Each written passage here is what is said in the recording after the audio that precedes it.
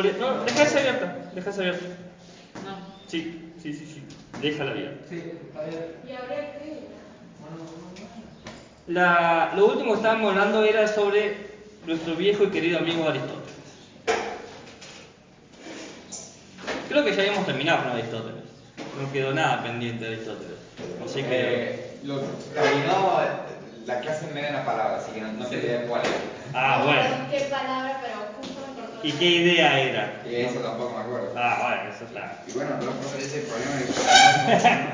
Eso ya es problema de retención. ¿Qué fue la última idea que les quedó de Aristóteles? A ver, anoté todo acá, a ver si me recuerdo un poco. Que el Estado era superior al individuo. Sí. Bien, Y sí. Cree que los problemas se deberían, o sea, no se deben evitar ni ignorar, no ignorar, sino como Platón que quería hacerlos desaparecer. Sí. Aristóteles quería vivir con los problemas y aprender de ellos y hacerlos. Sí, vivir de problemas no, aceptarlos. No vivir con ellos, sino aprovecharlos. No es un drama, tipo que le gusta el drama, Sí, dice. aprovecharlos. Claro. Aprovechar los problemas para intentar usarlos a su favor o algo así en lo que era gobernar. No. Es reconocer que existen. Es simplemente eso. El problema no lo puedes usar a tu favor. No es un problema / oportunidad. Sino simplemente aceptar que el ser humano va a entrar en conflicto tarde o temprano con otro ser humano. Es eso. Y negar eso y te impide entender a la sociedad. La sociedad tiene conflicto, nos guste o no nos guste.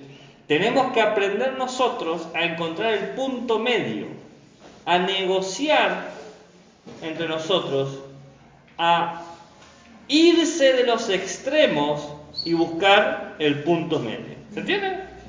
O sea, el conflicto existe, pero no es que Aristóteles es un oportunista. Cada problema es una oportunidad para inventar algo nuevo. No es eso. Sino que dice, tarde o temprano va a haber un conflicto, te guste o no te guste. Vos tenés que estar preparado para poder resolverlo de la manera que beneficie a las partes. Por ejemplo, vos y yo tenemos un problema, los dos deberíamos saber cómo encontrar un punto medio. ¿Bien? Algo que te dé felicidad a vos y algo que me dé felicidad a mí. ¿Se entiende? Esa es la idea, ¿no? Sí. ¿Se entiende? Buenísimo. Entonces, eso es lo que decía. Y el tema, que era con la sociedad o el Estado que es superior al individuo, es que nos dejaba un pequeño problema. ¿Recuerdan cuál era el problema? Que quizás ahí fue donde llegamos. Había mucha desigualdad. Estaba eso de que siempre que fuera mayor, o sea, Sí. que fuera la mayoría, estaba bien. Exactamente. Pero siempre tenías una gigantesca minoría. Puede haberlo, no es que siempre va a ser. O sea, existe ese riesgo. Claro, claro. ¿Cómo? Lo que más se pueda. Claro. ¿Cómo era el principio? ¿Te acordás? ¿Se acuerdan? La mayor felicidad para la mayor cantidad de personas. Claro, para el mayor número posible de personas. Muy bien. Exactamente.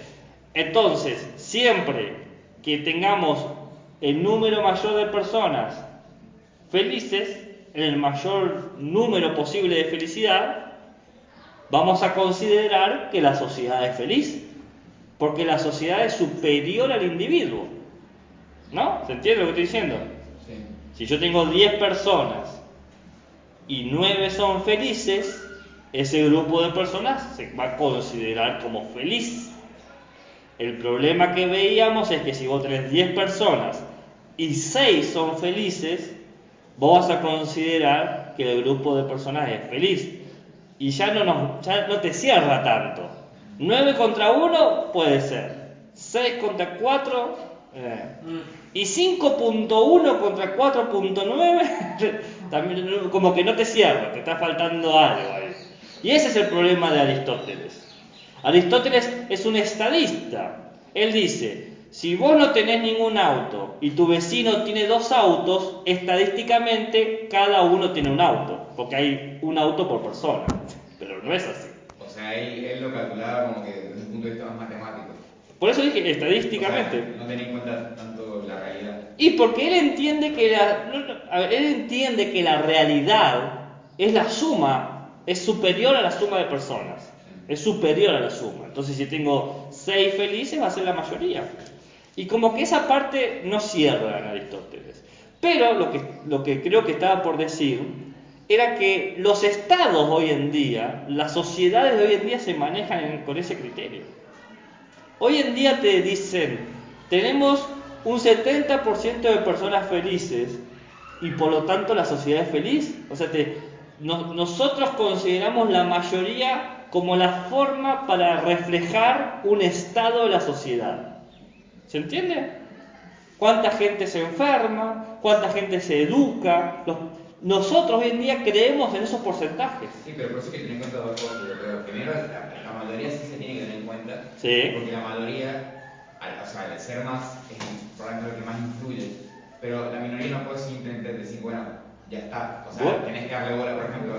claro que hay que. El 70% bueno, si tenemos Sí. el 70% de la población es feliz, ¿qué hacemos con el 30%? Claro, No solo decir, bueno, ya está. Bueno, pero está muy bien lo que decís vos. Claro, Hay que, claro que está bien. Claro, obvio, pero que yo digo, si lo digo está bien. No, pensé que iba a decir de que, pero, digo, yo digo eso. Estoy esperando que me contrarrestes como siempre. ¿Vale? No, en este punto no. Estoy con la camiseta de Aristóteles. Como cuando vos le pones mate y no te acercas que mate. Sí, porque sí. El tema está en que, ¿saben lo que promueve esta forma de ver a la sociedad? Otra forma de tiranía. Somos conscientes ahora de que hay dos formas de ser tirano. La primera, que es cuando una persona tiene el poder, ¿recuerdan? Que era lo que discutía Platón. ¿Recuerdan eso? La segunda es la tiranía de la mayoría, cuando todos te obligan a hacer algo, que ustedes conocen como presión social. La tiranía de la mayoría es la consecuencia del estado aristotélico. Si nosotros contamos que la felicidad es por la mayoría te obliga a hacer cosas que no querés hacer. Y no nos sentimos cómodos en esa sociedad. ¿A ustedes se sienten cómodos que la sociedad les presione para hacer algo? Que un grupo de amigos diga, dale, vamos, Esos no son amigos si te presionan. Si te dicen tenés que hacer algo, no son amigos. Son manipuladores, que es otra cosa. Y encima, lo peor de todo, ¿saben? Todos nosotros alguna vez estuvimos ejerciendo la tiranía de la mayoría. Todos en algún momento nosotros presionamos a la minoría o a un individuo para que haga algo, lo cual nos deja en un lugar de responsabilidad importante. Hay que hacerse cargo de las veces que nosotros también fuimos imbéciles. Entonces, el problema de Aristóteles es ese. Y bueno, quizás podamos resolverlo de otra manera. Quizás ya no hay que pensar en la felicidad como Aristóteles y Platón, sino tenemos que pensar en los enemigos de la sociedad. ¿Quién es el enemigo de la sociedad? ¿Quién es el enemigo? No lo sé. Porque si conocemos el enemigo, quizás podamos de alguna manera encontrar una paz. El enemigo de la sociedad es la sociedad misma. ¿Eso decís vos? Y parece, se autodestruye todo el rato. Si se autodestruiría, la sociedad no existiría. No, se está constantemente haciendo daño a sí mismo. O sea, Bueno, pero quizás uno se hace daño de forma para mantener la supervivencia, como por ejemplo cuando te agotás de hacer ejercicio. Es un tipo de daño. Tenés que estirar porque encima si no te da calambre, si no elongás, bien, el cuerpo se te hace daño, pero lo haces por un bien, que terminás más saludable. Entonces, daño como autodestrucción no es necesariamente lo mismo. sí, pero Jaque mate. Yo no creo que es tal cosa como que el enemigo de la sociedad, no. La sociedad tiene muchas fallas, tiene muchas cosas que solo, pero el enemigo, no sé. Y ustedes, bueno, él dice que no sabe ya. La sociedad, no. Los demás, ¿qué piensan? ¿Cuál es? A ver si escucho un poco más alto, ¿no? El que el enemigo y los que se oponen a las ideas que tienen Aristóteles, por ejemplo. En este caso puede ser. Los que se oponen a las ideas de la sociedad. Los que no quieren eso, los que no aceptan. Bien. Sí, eso era el enemigo de Aristóteles en todo caso, porque sería el enemigo de la idea de la forma de ver la sociedad de Aristóteles. ¿Y usted qué piensa? ¿Cuál es el enemigo de la sociedad? El enemigo de la sociedad, no sé. ¿Cuál sería si tuvieses que elegir un enemigo? Digamos que vos tenés la tarea, la sociedad ha decidido que tu tarea es elegir cuál va a ser su enemigo. Alta tarea. No sé. Maldito Plutón. Los gobernantes pueden ser un tipo de enemigo de la sociedad. ¿Qué? ¿Por qué? No sé. Porque en la sociedad no siempre hay por un mismo acuerdo. Sí. Que tiene un político. O ¿Y? No sé cómo explicarlo. Pero vos, una cosa es ser enemigo del gobernante, otra cosa es ser enemigo del político. O sea, Si sos enemigo de tu gobernante, anulás el funcionamiento de la sociedad. Si sos enemigo de un partido político, pues puede ser. Pero En la historia, varios partidos políticos han sido Pasa que, vedados. yo creo que hay que verlo de enemigo de la sociedad como que aquello que amenaza a la sociedad. O sea, no tienes que verlo como una persona o algo así. Bueno, no, pero por eso puede ser una persona. Puede ser una persona, pero no necesariamente. Por eso Cuando sucedía la Segunda Guerra Mundial, se tomaba la imagen de Hitler como enemigo, por más que no era Hitler solo, obviamente. Sí, era Alemania. ¿No?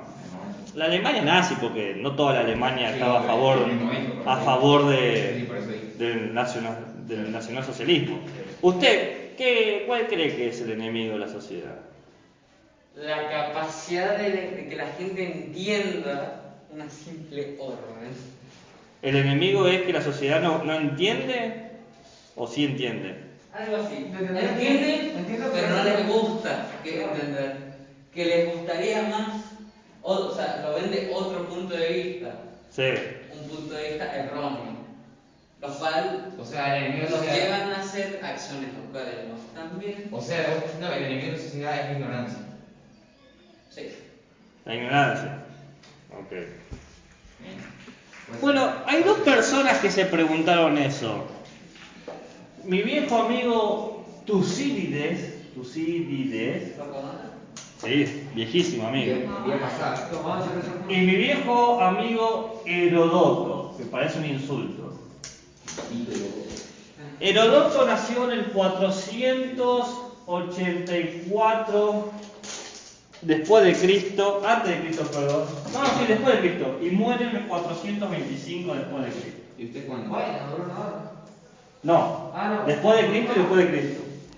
Siempre fue después de Lo que pasa es que va adelante. O sea, era hablando de adelante para atrás. Y Tucídides nació en el 460 después de Cristo y murió en el 396 después de Cristo. Muy bien. No, eso tiene que ser antes de Cristo. Claro, si antes de Cristo era. Porque si vas a hablar antes de Cristo. Está bien lo que yo he dicho, entonces no sé por qué dije después de Cristo. Entonces, de vuelta, Tucídides nació en el 460 antes de Cristo y muere en el 396 antes de Cristo. Herodoto nace en el 484 antes de Cristo y muere en el 425 antes de Cristo. Estas dos personas son dos historiadores, no son sociólogos. ¿Bien? Y lo traemos a colación porque se preguntaron justamente esto: ¿cuál es el enemigo de la sociedad? A ver, ¿Cómo se escribe su primer nombre? Tucídides, Tucide, Tucídides, Tucídides.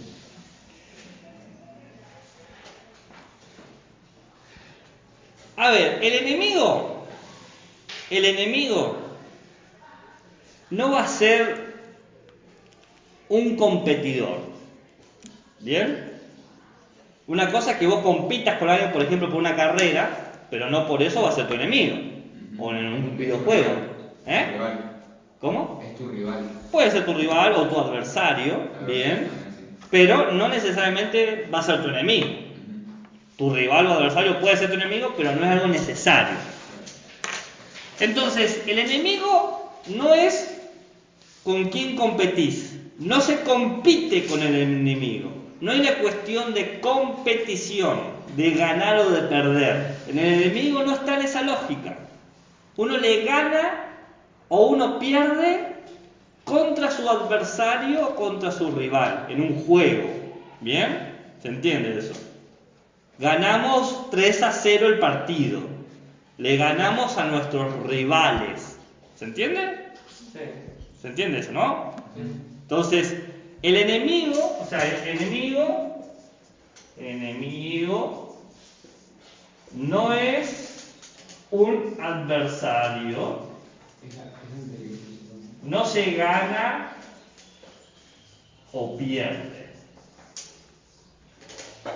Por un lado. Profe, ¿cómo se llama el otro? ¿Cuál?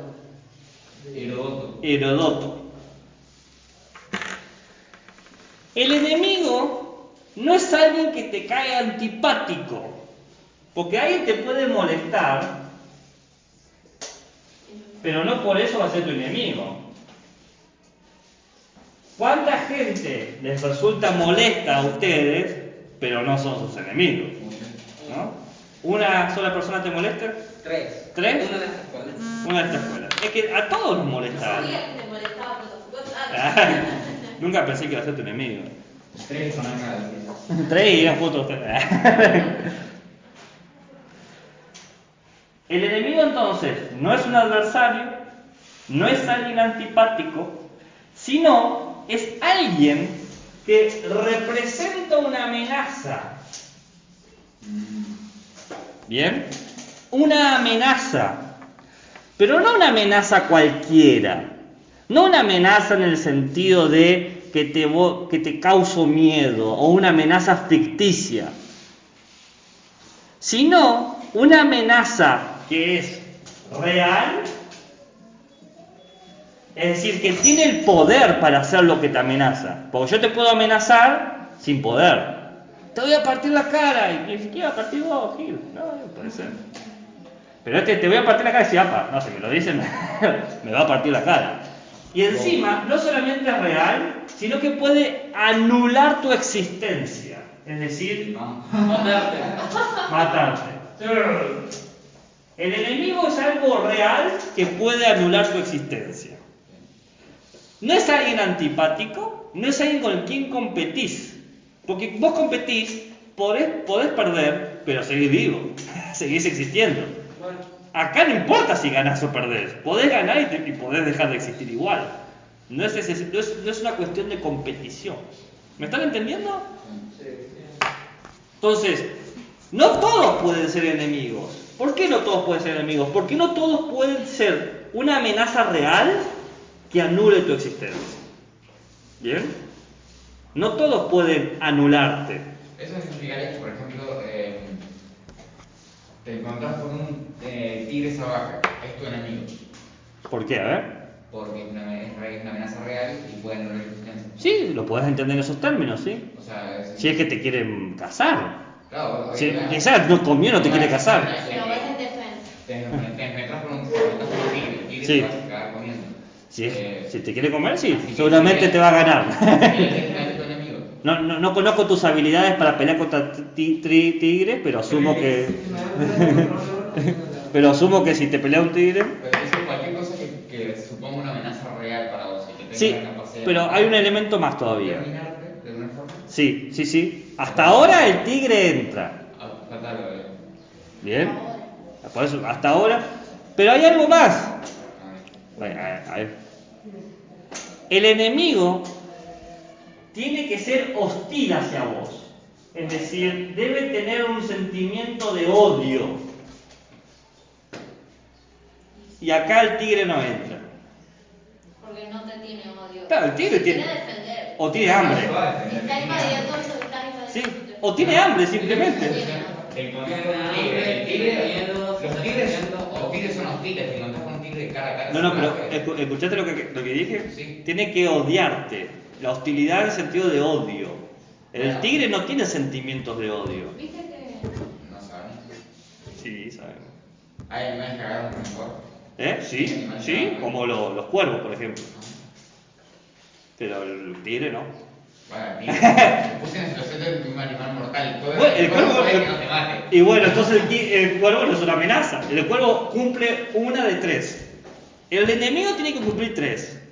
Tiene que ser una amenaza real. Bien. Tiene que tener la capacidad de anular tu existencia y debe desearlo. Debe desear que vos no existas más.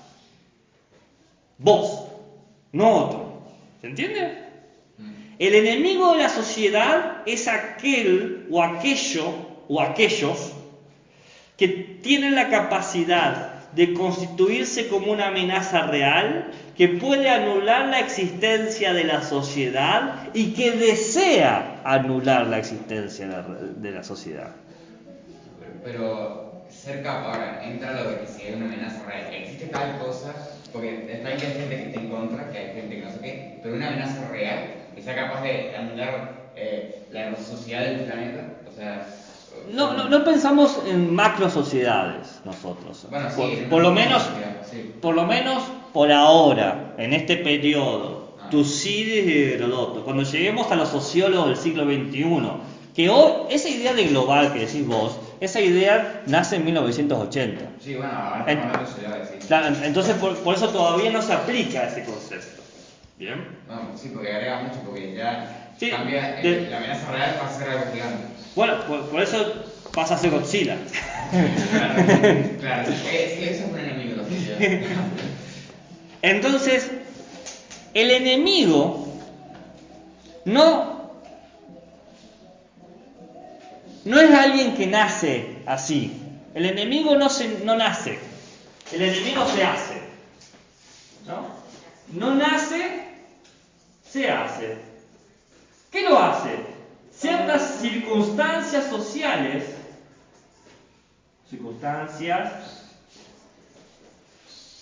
que llevan a ese grupo o a ese individuo o a aquello, porque no necesariamente tiene que ser personas, puede ser un objeto,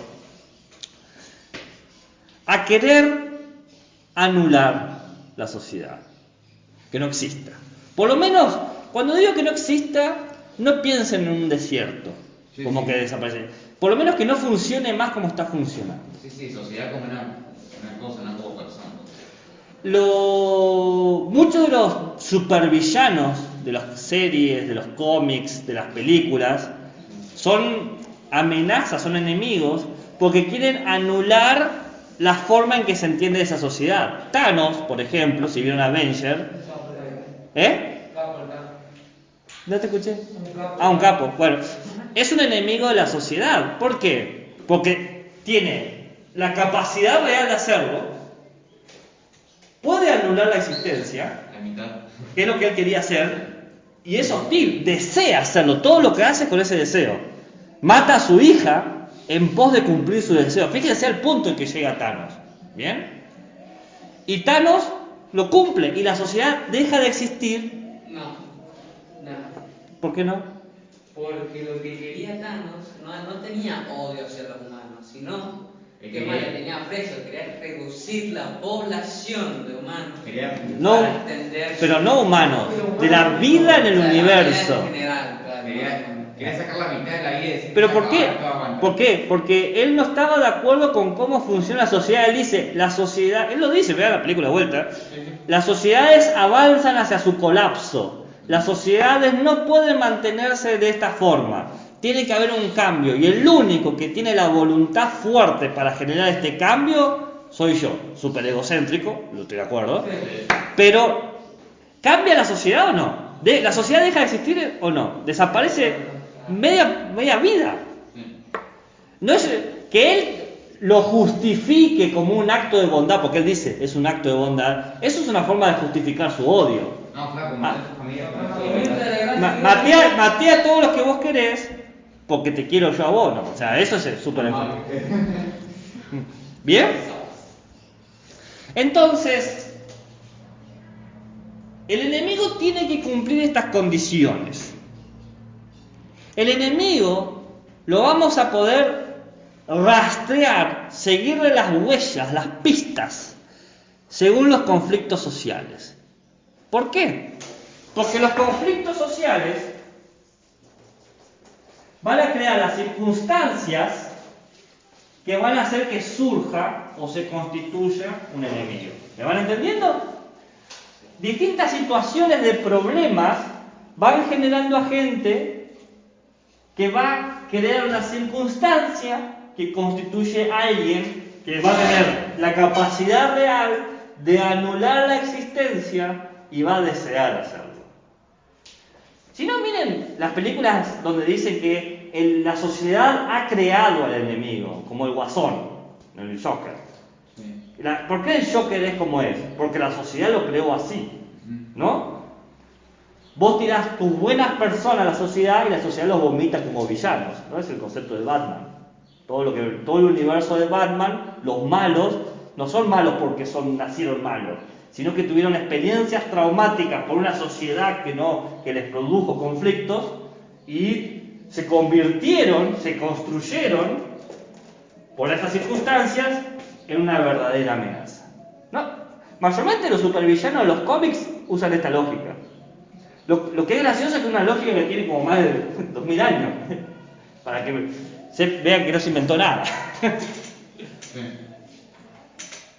Entonces, Tucídides y Heródoto van a partir de esta idea de enemigo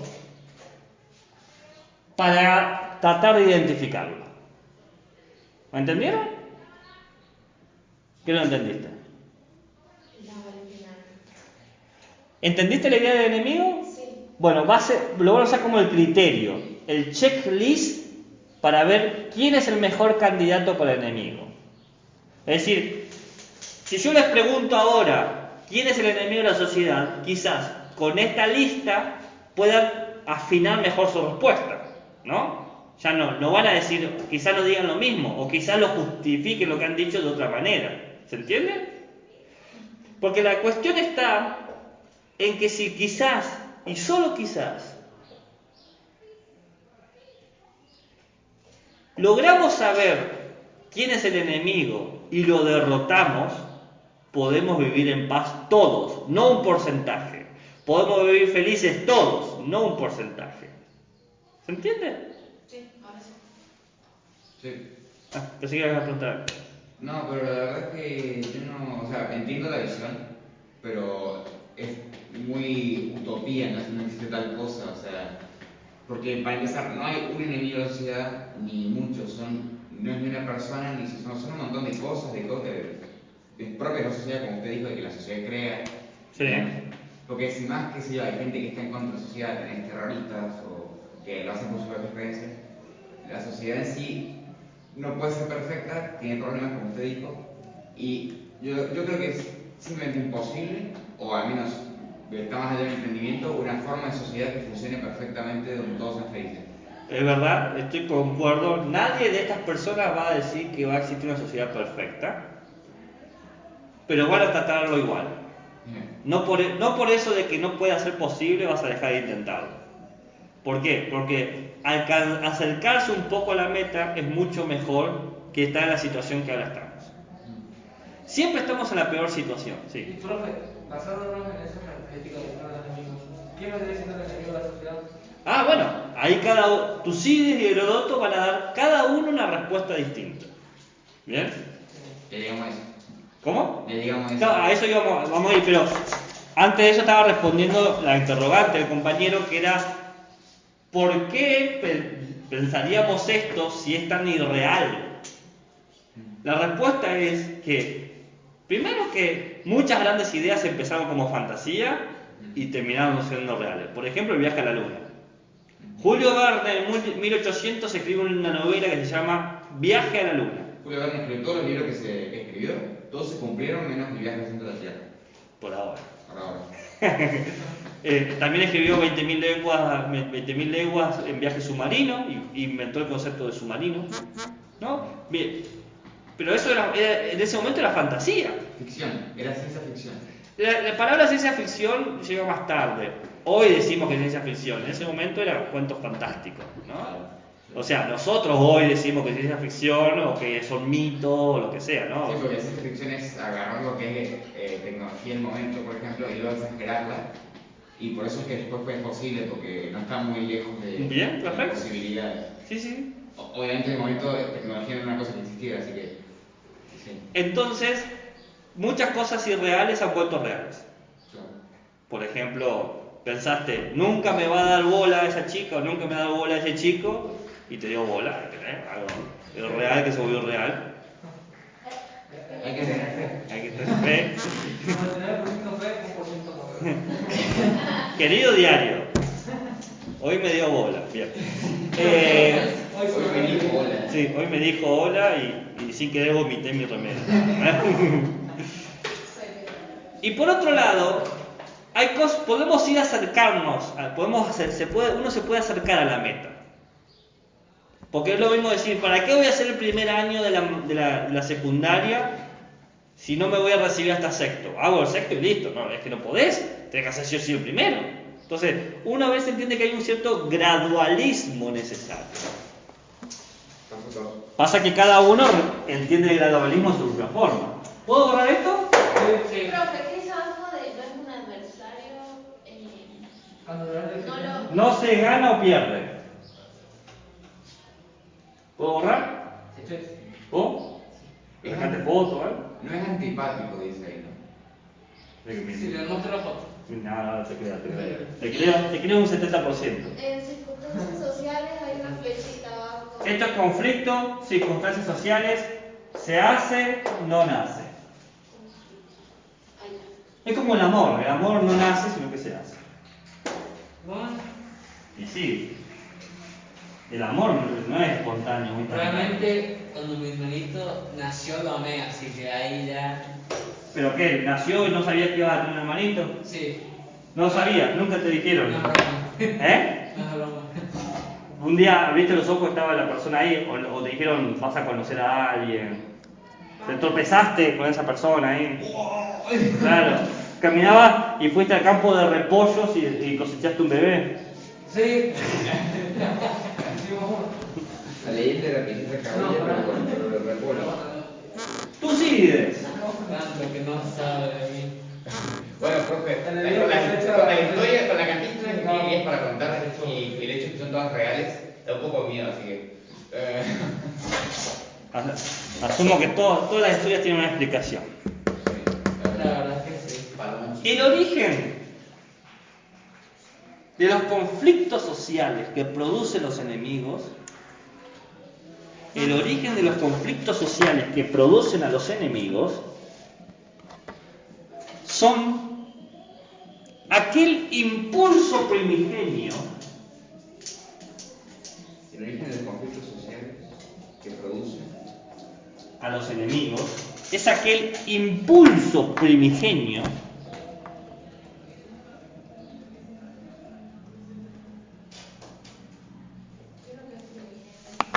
primigenio quiere decir Primigenio. sí, De los De los primeros genios. que habla del origen. Primigenio habla de que es primitivo desde el surgimiento, desde el nacimiento. O sea, el origen de los conflictos sociales que producen a los enemigos es el impulso Primigenio. Primogenio. Primigenio. Primigenio. Es decir, lo que genera el conflicto social que va a producir un enemigo es que existe algo, dice Tucídides, que es un impulso, o sea, que te mueve.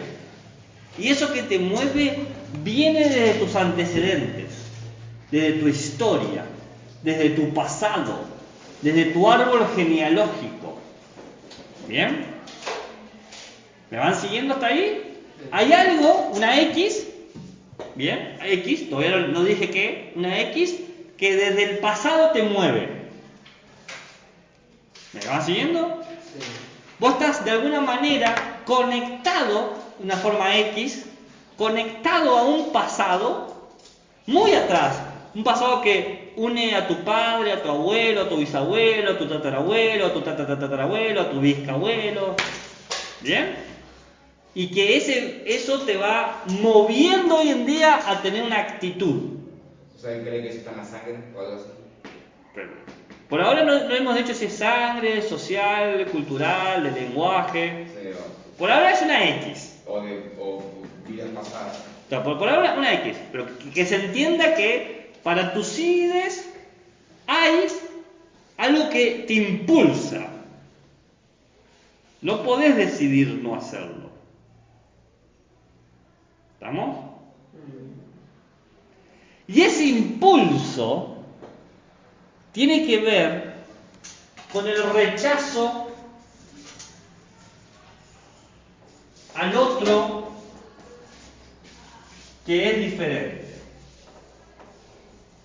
En algún momento, dice Tucídides, tus antepasados, tus grupos familiares, la sociedad que estuvo antes que vos, se dio cuenta que había otra sociedad que era diferente. ¿Bien? Es decir, en algún momento nosotros como sociedad nos dimos cuenta que había otras sociedades. En algún momento te pasa. Quizás antes vivíamos muy lejos los países o los estados o los grupos como para verse. ¿Se entiende? Piensen antes que existieran las ciudades. Cuando había nómades que se movían por el territorio. En algún momento un grupo se cruzó con otro. Ahí, dice Tucídides, ahí se dieron cuenta que había gente como uno, pero diferentes. Gente que tenía los mismos poderes que uno, pero eran otros. Gente que necesitaba los mismos recursos, pero no los iban a compartir. ¿Están entendiendo cómo va la cosa? Es decir, en un momento se genera una necesidad de guardar tus cosas y de no compartirlas con el otro que es diferente. Porque desde que vivimos juntos, claro, qué sé yo, esta familia y esta familia son del mismo vecindario, somos todos del mismo vecindario. Pero el otro vecindario es otra cosa. Son diferentes. Desde que existe la idea de lo diferente, se crea el conflicto social. Desde que existe la idea de lo diferente, se crea en la idea de conflicto social y opera, influye, se mete como un problema tradicional. Entonces, tú sí dices que el origen de los conflictos sociales que crean enemigos es el impulso primigenio de rechazo a la gente diferente, al que es diferente. Sí, a ver, vamos a profundizar el tema. Obviamente todos nosotros somos diferentes. Sí. Obvio. ¿O no? Sí. Digamos que nosotros vivimos en el desierto sanjuanino y solamente nos conocemos nosotros. El desierto sanjuanino no es muy amable con la vida. Los recursos son escasos en el desierto de San Juan. Hay poca agua, hay poca comida. Pasamos a veces días sin comer y cuando encontramos comida es poca, o magra, o pobre. Pero bueno, nos las arreglamos. De repente vemos otro grupo de 5 personas que están haciendo lo mismo. Es otro grupo, que son parecidos, pero ¿qué pasa? Por más que, digamos, juntos vamos a lograr más, el tema es que el desierto no da más por más que estemos juntos. El desierto da lo que tiene, y punto. Entonces, si el desierto tiene comida para 4 y apenas podemos sobrevivir 5, ¿qué pasa cuando seamos 10? se termina concluyendo una situación muy fácil. O ellos o nosotros. Se genera un acto, dice Tucídides, un acto natural de odio. Necesito anular al otro para poder sobrevivir yo. Y este marco que empezó con la lucha de los recursos naturales se transfirió en la tradición. Porque ahora quizás todos podemos cosechar, pero el tema es que ahora tenemos poco suelo donde vivir. No hay tanto suelo para vivir. Ahora la lucha es por otra cosa. Y después puede ser por el agua, no hay tanta agua potable. Tengo agua potable para 10 millones de personas. Y somos 70.000. Es muy fácil. O ellos o nosotros. La ecuación es muy sencilla, dice Tucídides. Se genera un impulso primigenio, un impulso de supervivencia, de mantener la vida, de aferrarse a la vida, de comer o ser comido. La actitud del tigre que habíamos hablado hace un rato. El tigre no va a pensar, el mundo es injusto. Las cosas como son. No, va a pelear. Pero el tigre no te va a odiar. El humano no solamente va a pelear por eso, sino que te va a odiar. Porque dice, ok, logré evitar que vos me atacaras. ¿Y tus hijos? Tus hijos me pueden atacar. Y los hijos de tus hijos me pueden atacar también. Y los hijos de tus hijos, porque si no te reproducís. Entonces necesito anular tu existencia. Todo lo que representás, tu cultura, tu lengua, tu perspectiva, tu forma de moverse, es una amenaza a mi existencia. El genocidio. O sea que la solución es el genocidio. No, no es el genocidio. Tucídides dice que cómo se crean los enemigos. Sí. Tucídides no te va a decir, ese es el enemigo. Los enemigos son los del sur, por ejemplo. ¿No? Tucídides no va a decir eso. Tucídides está diciendo por qué aparecen. Porque hay un elemento humano de no querer ceder. Vamos, nadie quiere morir. Y un hombre acorralado es capaz de muchas cosas. Y si yo me siento acorralado, por más que no lo esté, si yo me siento acorralado, por más que no esté, puedo ser muy agresivo. El humano. Si el humano se siente acorralado por otro humano, es capaz de hacer cosas terribles. Es capaz de decir, este tipo me va a acorralar, así que voy a actuar antes. Me voy a adelantar. ¿Entienden? Por eso un impulso primigenio. El impulso es moverse, que te mueve, ¿no? Es el impulso cuando te mueves así. Y primigenio porque viene acá, de la naturaleza humana, acá dentro del corazón.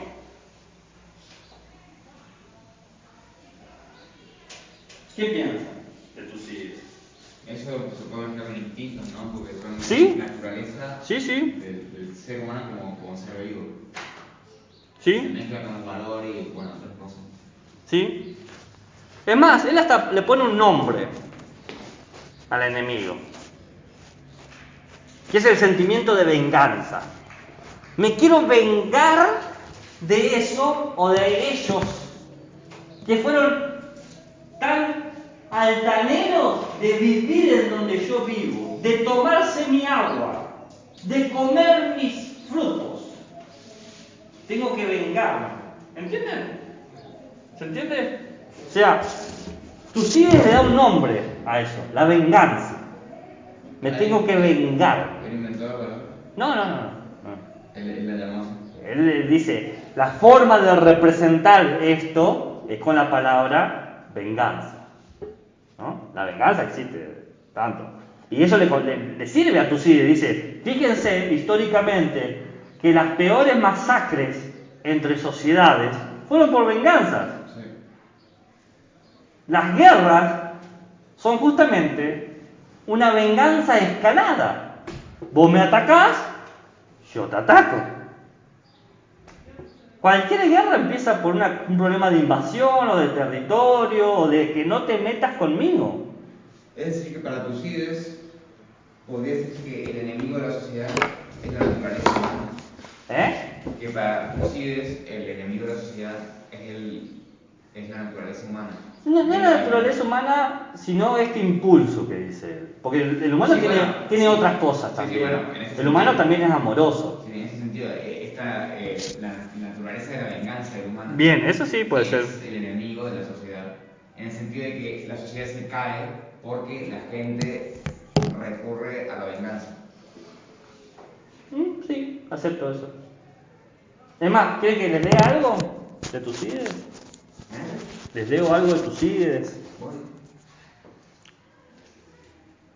Hay que encontrar, por tanto, algún motivo de miedo más terrible que este, o admitir que este al menos no supone ningún obstáculo, sino que la pobreza, que asusada por la necesidad, inspira la audacia, la riqueza, que con la desmesura y el orgullo engendran la ambición, y las otras situaciones de la vida sujetas a las pasiones humanas, en la medida que están dominadas, en cada caso, por un impulso superior e irresistible que arrastra al hombre hacia los peligros.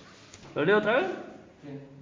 Hay que encontrar, por tanto, algún motivo de miedo más terrible que este es la venganza, ¿no? O admitir que este, al menos, no supone ningún obstáculo, sino que la pobreza que asusada por la necesidad, asusada es que te arengan, metele, asusada es, vamos, eso es asusar, ¿bien? Asusada por la necesidad, inspira la audacia, la riqueza, que con la desmesura y el orgullo engendran la ambición, y las otras situaciones de la vida sujetan las pasiones humanas, en la medida en que están dominadas en cada caso por un impulso superior e irresistible que arrastran al hombre hacia los peligros. La última frase sentenciosa, un impulso terrible que arrastra al hombre hacia los peligros. Dice, habría que encontrar, si es que existe, un sentimiento peor que este, el de la venganza. Porque la venganza tiene sensación de pobreza, te sentiste desprotegido. Sensación de necesidad, tengo que hacer algo. Sensación de riqueza o de ambición, necesito, tengo que ser más fuerte, tengo que ganar, tengo que conquistar. Sensación de justicia de que te sentís que fue injusto. También, sí. Porque eso también te mueve mucho, el sentido de que yo no me merezco esto, el otro sí, por ejemplo. Bueno, obvio, el otro siempre se va a merecer el otro lo peor porque es tu enemigo. El enemigo siempre se merece lo peor, en la lógica esta. ¿Bien? Entonces dice, el problema de la venganza es que te arrastra a los peores peligros. ¿Y cuál es el peor peligro de la sociedad? Autodestruirse. Sí, desaparecer. No necesariamente autodestruirse, te puede destruir otro. El deseo de venganza te puede anular a vos mismo. Quizás no porque vos te anulás, sino porque en respuesta a tu venganza hay más venganza. Sí, hay un martillo más fuerte. ¿Están de acuerdo con Tucídides? Sí. ¿O les parece que es una tontería? No, estoy de acuerdo. He leído tonterías, pero como esta. No sé, pero puede cambiar la otra actividad. Seguramente. Es que todos hacen Yo- lo mismo, no hay que estar de acuerdo. Bueno, pero. Yo no voy a decir que estoy de acuerdo tampoco, bueno, te voy preguntando. No, bueno, pero. Me imagino que tú sí tienes que tener en cuenta de que la venganza siempre está. Como dice Don Ramón, la venganza nunca es buena. Mata el alma y la envenena. Bueno, la venganza en sí no es una fuerza imparable, o sea, es algo muy fuerte, siempre vas a estar como impulsado, como dice él, por ejemplo, pero está llena de otras cosas que la contrarrestan. El pensar con claridad, otras cosas que obviamente que se van anulando, pero hay personas que son capaces de simplemente decir, Bien, bueno, a escala individual, claro, la venganza puede más o menos organizarse, pero cuando un pueblo exige sangre, no lo para. hay genocidio. Sí. Cuando un pueblo ha odiado a otro pueblo, hay guerras interminables, familias muertas, aniquiladas, gente queda desaparecida de la historia, jamás van a ser recordadas ni por su nombre, ni por su apellido, ni por su DNI. Y ese es el poder de las masas, ¿no? De que al estar en masa siempre es como que los sentimientos son más fuertes. Tenemos fuerte. Yo contra un grupo de gente no puedo. No, Me vienen 40 tipos y digo, terrible. El sentido de sentimiento, una persona que se venga no es lo mismo que un grupo de personas que se vengan, no solamente porque físicamente tan fuerte, sino porque el sentimiento es más fuerte. Ah, bien, está bien, sí, te entiendo. Tucídides acierta quizás en que uno de los elementos que más mueve a la guerra es la venganza. Y en eso no se equivoca. La Primera Guerra Mundial, la Segunda Guerra Mundial empezó por un sentimiento de venganza. Me atacaron, voy a responder. ¿No? El problema es que Tucídides remarca, subraya, resalta demasiado fuerte el tema del pasado. Los dolores del pasado nos llevan a querer vengarnos hoy en día. Sí, exactamente. Los pueblos parecerían ser resentidos y no todos los pueblos hacen eso. Sí. Bien. Entonces, la causa de la venganza no necesariamente va a ser siempre el impulso.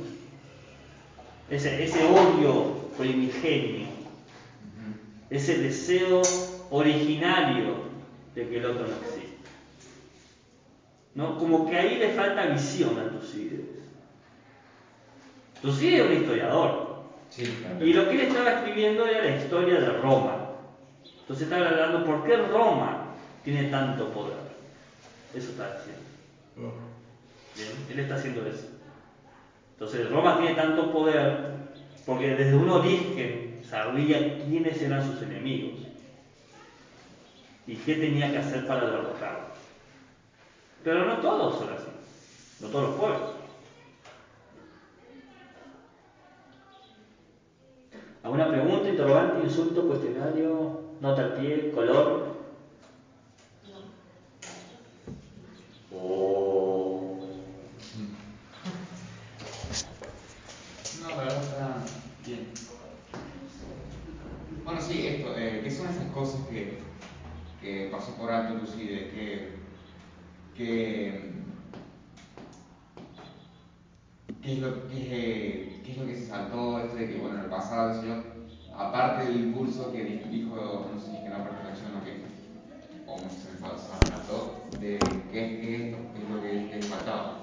No te entiendo. ¿Qué es lo que le faltó a Tucídides de la visión que usted dijo? No, eso es lo que acabo de decir. Una comprensión de que no toda la venganza viene por un, claro, que viene por un impulso primigenio. ¿Y cuáles serían esas otras razones? Y todo. Bueno, Heródoto te va a dar una razón. No sé qué hora es. ¿Estamos mismo en el tiempo? Sí. ¿Puedo borrar esto? Sí. Sí.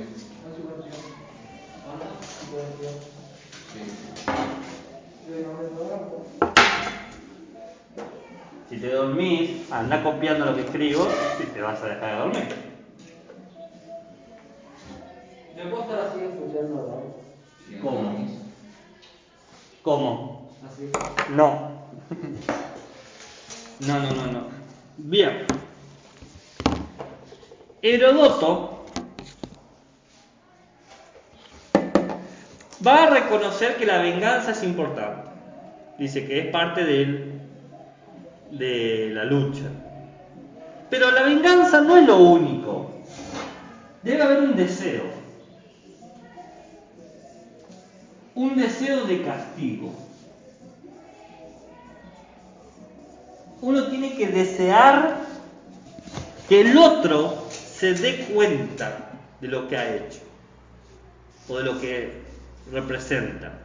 Porque la venganza no necesita la aprobación, la conciencia, el reconocimiento. Vos podés vengarte sin jamás decirte al otro que te has vengado. Pero dice Heródoto, eso no es suficiente. Nosotros deseamos que el enemigo sepa que es nuestro enemigo. Deseamos que el enemigo sienta el daño que le estamos haciendo, que sepa que se lo hicimos nosotros. Y sí, porque el enemigo, uno odia al enemigo no solamente porque lo quiere hacer desaparecer, sino porque quiere que sufra Lo mismo. o más, que sufra.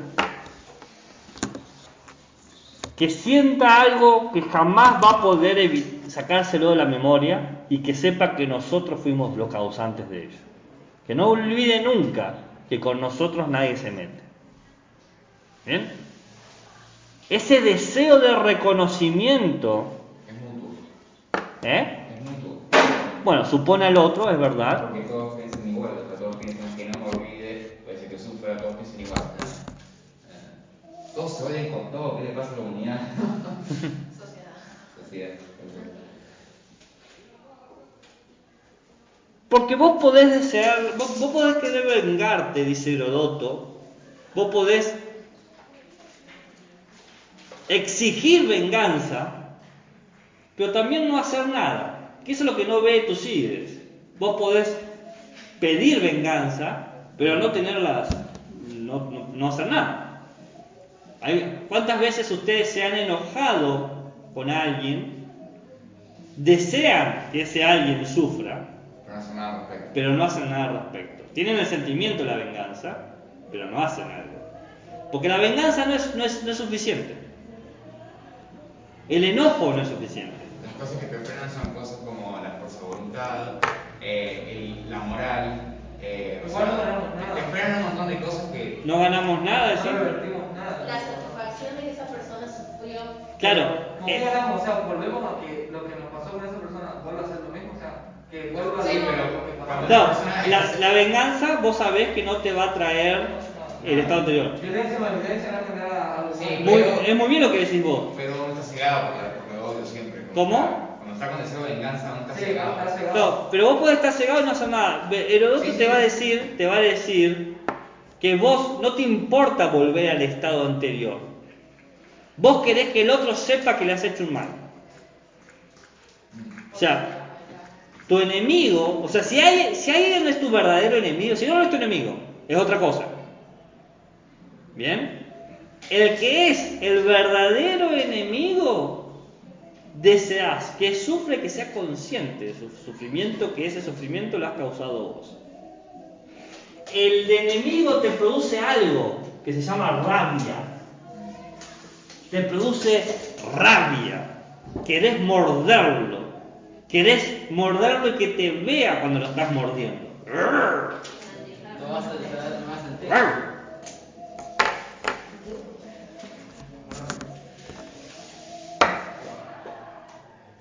Esta es la descripción de enemigos según Herodoto. La rabia es cuando nosotros tomamos el rencor que tenemos contra alguien y actuamos. Porque la venganza también tiene rencor. Pero el rencor en acción es la rabia. La rabia es cuando estás actuando por rencor. Cuando actúas y querés que el otro sepa que le estás haciendo un mal. Le pegás en la cara y le decís, mirame mientras te golpeo. ¿No? Eso es cruel. O sea, supone un acto cruel. Literalmente cruel. ¿Sabes lo que significa cruel? Literalmente no. ¿Eh? Puede ser malvado, tiene un uso de malvado, pero literalmente significa que salga sangre. Lo crudo es que tiene sangre, ¿no? Cuando algo es crudo, es difícil de digerir o tiene mucha sangre. Decir que alguien es cruel es que tiene satisfacción con eso. Quiere ver que salga sangre. Y quiere que el otro sepa que vos sos el causante de eso. Herodoto unido, ¿no? Herodoto dice, la venganza, hay pueblos que tienen sentimiento de venganza y han muerto en la inacción. Hay pueblos que tienen sentimiento de venganza, pero son rabiosos, te van a morder. Esa es la diferencia. Ah, de viene lo de perro que ladra no muerde también. Y puede ser, sí. O sea, de que está con una rabia, o sea, no un perro, pero no el bicho en sí, es que te den las ganas, el odio, qué sé yo, pero no vas a no hacer nada por conseguirlo. La venganza no es suficiente, tenés que llevarlo al acto. Y Herodoto dice eso, hay que llevarlo al acto. ¿Bien?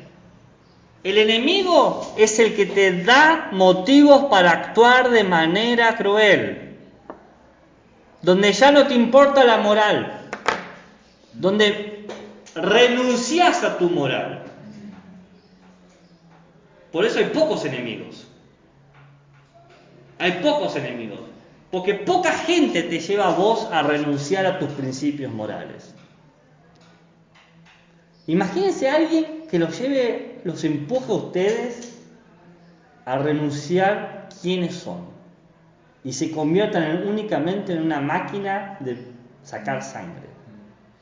Son pocos los que te pueden volver así. Herodoto dice, no digo que no existan, que existir existan. ¡Ey! No te duermas. Un ojo cerrado. No te duermas. La técnica de hacer un ojo. No cerrar el otro. Y no yo tengo abierto el otro. Tiene cochino ahí. ¿Me están siguiendo? Sí. En este sentido, los villanos de los cómics no entran. Batman no quiere matar al Joker. Quiere encerrarlo. Bueno, pero Batman no odia a sus enemigos, o sea, a sus enemigos, los adversarios. Porque Batman lo que trata de hacer es limpiar la ciudad. Él cree que hay esperanza en la ciudad. Claro, sí, por eso. En este sentido, pero elegí Batman como un ejemplo, pero la mayoría de los enemigos no se presentan en los términos de Herodoto, en los cómics. Muy pocos. Y mayormente los cómics que aparecen, o en las películas, o en las novelas, son novelas muy crudas, muy difíciles de leer. Que te da cosa leerlo ya. ¿Por qué? Porque son gente que rozan en las violaciones, en los abusos, en la pedofilia, ¿no? No son cualquier tipo de personas. Son gente que te llevan a la crueldad. O que ya son crueles. Y vos respondés con la misma moneda, ¿no? Entonces, Herodoto en ese sentido es más realista. Porque ya no importa tu pasado. No importa si tus pueblos antiguos odiaron o no odiaron, no importa la hora. ¿Qué te causa rabia? ¿Qué te lleva a querer matar a toda una población? Lo que te haya hecho a vos. Sí, o una sociedad le hizo a otra sociedad. Una sociedad puede robarle la comida a una sociedad y hacer que se muera de hambre sistemáticamente. Como cuando Roma le quitó la comida literalmente a los godos, que es un pueblo, y los godos tenían que vender a sus hijos para poder comer. Llegó un punto de desesperación que los godos, por simplemente desesperación, tiraron Roma. Porque no podían irse para atrás, no tenían a dónde ir. Entonces, rabiosos, atacaron y destruyeron la ciudad de Roma. Andar a destruir la ciudad de Roma no es moco de pavo. Y destruyeron la ciudad de Roma y se fueron, no se quedaron a vivir ahí, porque tampoco aceptaban eso. Imagínense. Herodoto es otro historiador. Herodoto piensa en estas historias, diciendo, ¿por qué Roma perdió? Mientras Tucídides hablaba de por qué Roma ganaba, Herodoto hablaba de por qué Roma perdía. ¿Por qué perdía? Porque no hay forma de ganarle a la rabia. La única forma es destruyendo a lo que tiene rabia. La rabia no va a desaparecer. Y así te das cuenta que es un verdadero enemigo. Porque es una amenaza real que puede anular tu existencia y que lo desea. Y la única forma de responder es lo mismo. Vos presentándote como una amenaza real, que tenés que poder anular la existencia y tenés que desearlo, porque el deseo. Y lo mejor te gana. Muerto el perro, sacó la raqueta. Bueno, ahí tenés el famoso dicho. Entonces, según Heródoto, un enemigo es aquel castigar. Que uno le tenga rabia y rencor y que uno sea cruel. No, bueno. El otro piensa que el enemigo es el que te desea castigar, el que te tiene rabia y rencor y el que te es cruel. Ese es el enemigo. Sí. Pero sería parte de las dos porque... Herodoto Vamos. tiene elementos de venganza, o sea, los dos parten de la misma situación del enemigo. Tucídides termina afirmando la idea de venganza que viene como un impulso del pasado. Herodoto no usa el pasado, ¿bien? Se dedica al presente y encima habla de esta sensación de rabia, de este deseo de castigar, un deseo que te hace actuar de una manera terrible.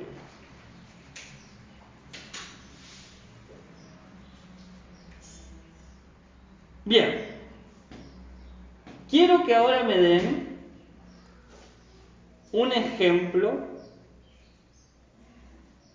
cada uno de ustedes, de cuál podría ser un buen candidato del enemigo de Tucídides y Herodoto. Les doy 2 minutos porque tampoco tengo tanto tiempo. Piensen en un enemigo. Es un enemigo de la sociedad según cada uno. No, elegí uno de los dos, el que más, si querés hacer 2 ejemplos, hacer un solo ejemplo, elegí el que más hayas entendido y escribí el ejemplo nomás, pienso yo. El Martín Pescador. Porque Martín Pescador odia los árboles. Ahora, un enemigo real tiene que ser sí o sí. No, puede ser un ejemplo de cómics, de películas, de música. Yo creo que la mejor opción es el Joker. Porque... Bueno, escribilo. Me robó el mío. No, bueno, pero no voy a decir por qué. No lo digas, escribí un poquito eso y ahora me lo decís. Anotalo para no olvidarte las ideas, que cumpla los criterios de Herodoto o de Tucídides, de a quien hayas elegido, y que lo puedas justificar. Y yo creo que cumple los de ambos, porque según Tucídides no es una versión, es antipático, no le ganas ni pierdes, es una amenaza real, es capaz de una resistencia y es hostil. Recordá que a uno le importa el pasado y a otro no, así que fíjate si cumple los dos. Pensalo bien. Cumple los dos porque el Joker viene armado. Pero pensalo, o lo pensás dialógicamente vos. No, yo pienso así. Yo pienso mientras voy a hablar. El Joker... Entonces habla contigo mismo. Bueno, se lo quiero contar, profe. Déjame hablar. Usted habla, yo miro el techo. El Joker se armó como es porque la sociedad lo armó así. Y le tiene rabia a la sociedad, quiere acabar con ella. O sea, no tiene una razón real, o sea, la razón es que le tiene rencor, venganza a cómo funciona. A la sociedad en sí, la quiere tirar abajo, ¿no? Es literalmente eso. Y es cruel, o sea, no tiene piedad con nadie, con cualquiera que sea parte de la sociedad es igual de enemigo, o sea, es igual de hostil. Y tiene el deseo de castigarlo. Creo que es el mejor ejemplo ficticio por lo menos. Es exactamente eso. El Joker es el enemigo de la sociedad creado por la sociedad.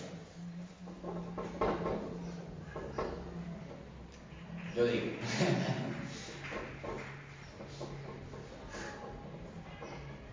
¿Ustedes qué creen? ¿Están pensando? Le diría que saqué la idea porque pensé igual que yo para decir que era el Joker. ¿Por qué? Diferente, supongo. ¿Uno nada más? ¿Quién? Por uno soy feliz. Elia, ¿vos por qué crees que el Joker? Pero deja que termine de pensar. Yo te dejé pensar de forma dialógica como a vos te gusta pensar, deja que él piense No, a su ritmo. Pensé que no había hablado porque ya le saqué la idea, pero...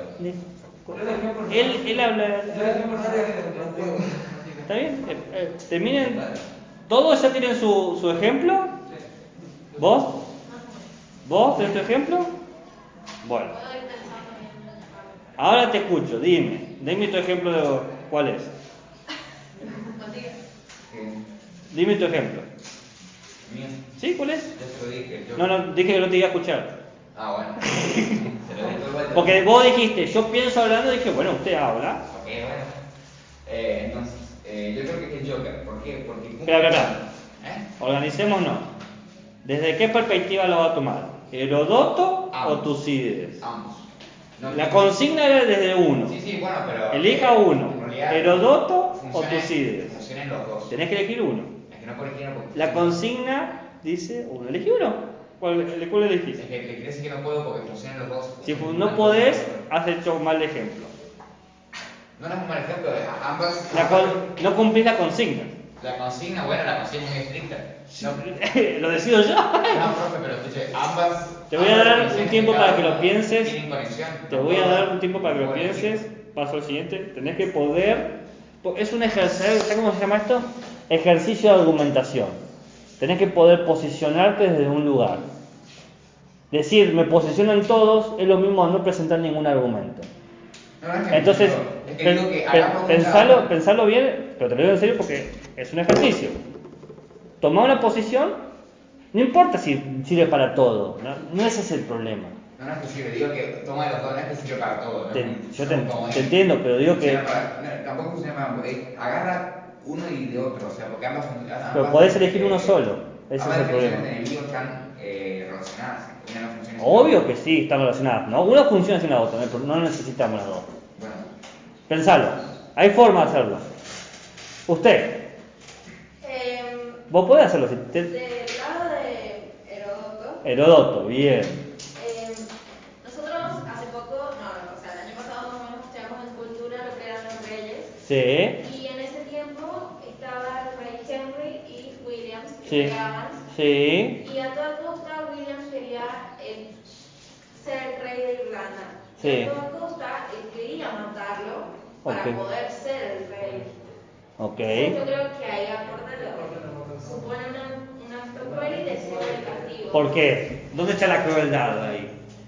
Y sí, porque querer matarlo para querer tener pero el eso es poder. ambición, no es verdad. Pero vos podés decidir matarlo, estoy de acuerdo en ese deseo. La crueldad estaba... ¿Los dos se querían matar o quién quería matar a quién? William a Henry. Bien. ¿Por qué lo quería matar? Porque quería tener su territorio. Ajá. Perfecto. Hasta ahí te voy entendiendo. El tema es, ese William que quiere matar a Henry, ¿quería que Henry sepa que ganaba? ¿Necesitaba saber que el otro sea consciente de que iba a perder contra William? ¿Quería verlo sufrir mientras perdía? ¿Que note cómo se le morían sus hombres uno a uno en el campo de batalla? Cómo él estaba perdiendo y saber que ya no iba a tener más como el poder de ser el rey. ¿Vos sabés eso o es un supuesto? Y no sé, No, porque un rey lo que busca es el territorio, es ambiciosa, ¿no? Bueno, pero es el ejemplo de ella, no le robes su ejemplo. Estoy robando, estoy diciendo de que. No, Deja, un vos tenés que empezar tu ejemplo Yo todavía. ya lo pensé, pero me está negando, profe. No estoy negando, estoy diciendo que no lo estás presentando en la forma que te lo he pedido. Y que me está pidiendo que ignore algo que existe, o sea, porque le estaría inventando un personaje que no es el que yo agarré y voy a ignorar partes de uno o de otro. No, Matías, no estás entendiendo la Sí consigna. entiendo, y me pide que me pongan uno, pero pasa que. ¿Pero por qué pido eso? Entonces no estás entendiendo. No, a ver, chicos, no es contra el ejemplo ni nada. Lo que pasa es lo siguiente. ¿Cómo puedo saber yo si ustedes entendieron lo que he dicho hace una hora? Muy fácil, una actividad súper sencilla. Den un ejemplo que cumpla las condiciones solamente de uno. Si vos encontrás un ejemplo que cumple los dos, no es un buen ejemplo.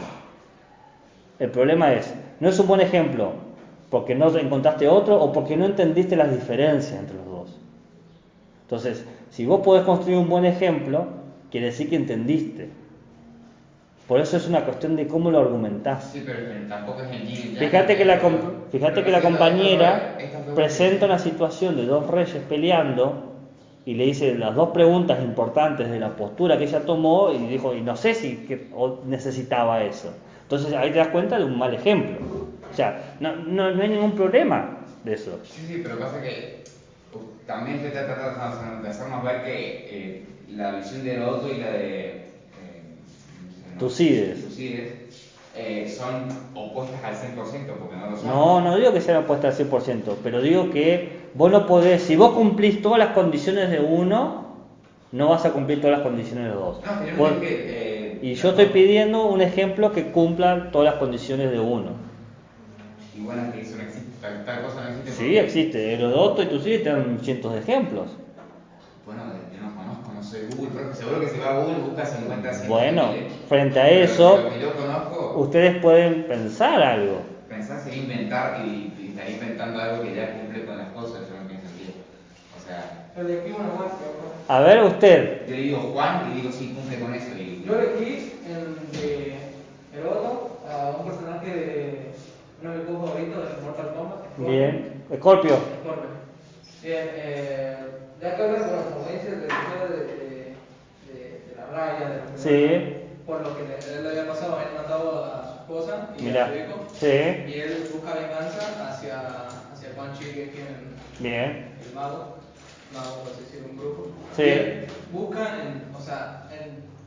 en cualquier tipo de rincón para buscarlo y aniquilarlo, y cuando lo pudo hacerlo, buscó la manera más cruel de matarlo para que pueda sufrir y como para que vea que pudo completar su venganza. Mirá, ¿y cómo lo hizo?